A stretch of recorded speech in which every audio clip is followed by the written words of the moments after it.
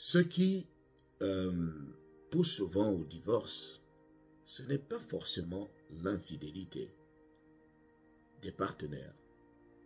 Ce n'est pas forcément les finances.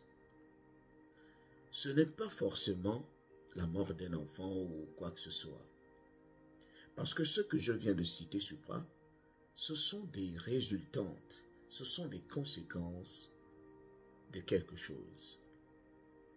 Parfois, on veut se dire, parfois, lorsqu'on va au divorce, on accuse l'infidélité, mais ce n'est pas d'abord l'infidélité.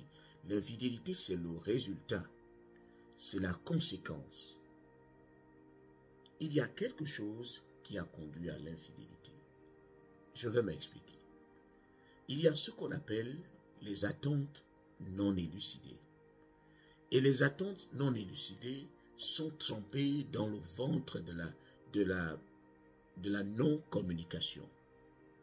Lorsque vous ne communiquez pas, tu sais très bien que ton mari ne s'en sort pas intimement, qu'il a quelques faiblesses, qu'il y a quelque chose. Tu as envie de dire à ton mari que tu ne te retrouves pas intimement, que tu veux qu'il te satisfasse mieux intimement. Au lieu de le lui dire, au lieu de lui faire comprendre exactement ce par quoi, le chemin par lequel il faut passer pour te satisfaire. Parce que même dans une relation, même lorsqu'il s'agit de l'intimité, il faut communiquer. Tu sais très bien que ta femme n'arrive pas à te satisfaire, peut-être dans ce domaine également. Parle-lui. Fais asseoir ta femme, tu dis, bon, on est mariés, mais j'ai l'impression que tu es un peu gêné. J'ai l'impression que tu hésites. J'ai l'impression que tu as peur ou que tu as honte. Moi, je suis un peu malheureux. Pour me retrouver, pour que je me sente à l'aise dans ce domaine-là, voilà comment je veux que ça se passe. On va se faire des compromis. Vous vous entendez. Tu n'aimes pas ton mari parce que peut-être il est sale. Il laisse ses affaires par-ci par-là et cela t'énerve. C'est-à-dire, ça ne va pas être la raison, la cause du divorce, mais ça va s'ajouter aux différentes petites causes qui sont en bas. Parce que lorsqu'on ne communique pas, on s'attend à des réactions négatives.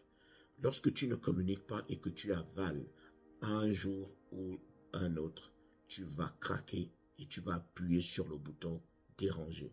Beaucoup de gens vont se poser la question de savoir, est-ce que ce n'est que cette petite chose-là qui a fait en sorte que la personne parte du foyer? Non. Il y a plusieurs petites choses, mais ce jour-là, vous avez sûrement vu la réaction d'une seule chose. Et la réaction a été comme un boom. Parce que il n'y a pas de communication. Et parfois, il n'y a pas de communication lorsque tu as aussi affaire à quelqu'un qui n'écoute pas.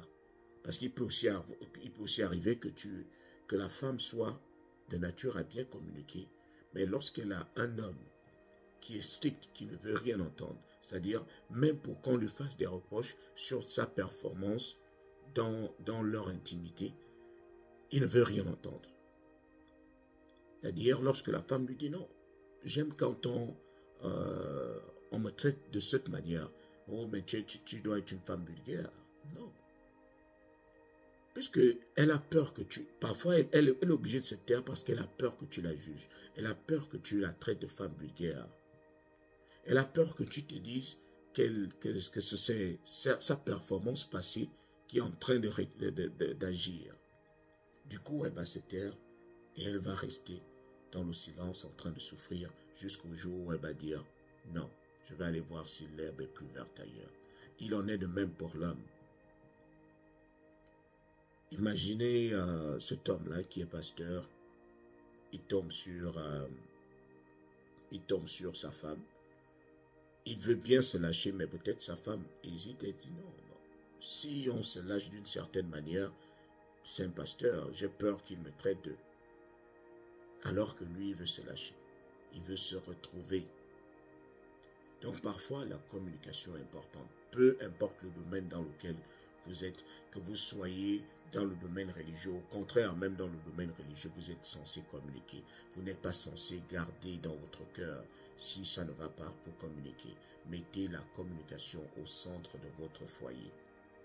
Lorsqu'on ne communique pas, on donne l'autre la raison de réagir comme il veut. C'est important de communiquer.